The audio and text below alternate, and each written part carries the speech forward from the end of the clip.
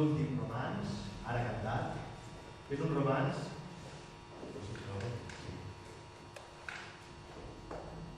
que és un romanç dels que parlava Pep abans, no? Dels que parlen de la vida d'un sant i dels miracles i tot això, però no sabem mai per on ve, no? Perquè és una miqueta bé, però una miqueta... Ara el sentireu, no m'ho inspireu. Vinga, ara.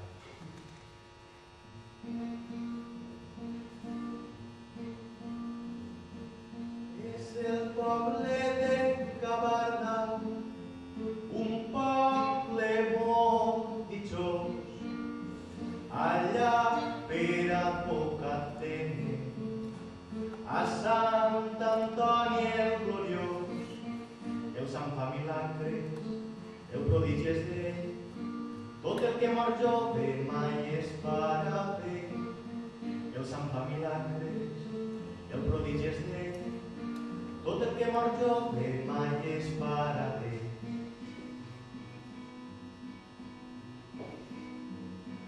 Un pescador molt devot en mal hora anar a pescar, li sent girar la barqueta i més se posa a nedar, i l'home s'aclama en temporal sant, si no toca terra en castanada, i l'home s'aclama en temporal sant, si no toca terra en castanada.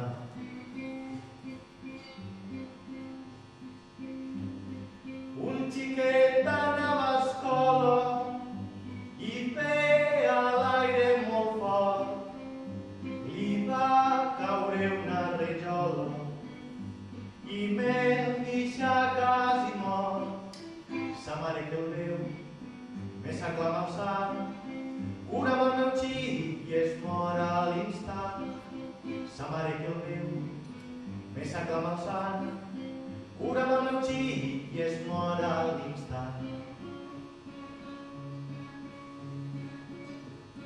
Un home viudo tenia dos rebelons dalt del cap i a Sant Antoni li dia que li curarà eixe mal, i l'home s'aclama en fervor al sant, cura'm el meu xic i el deixa més calvo que la meva mà.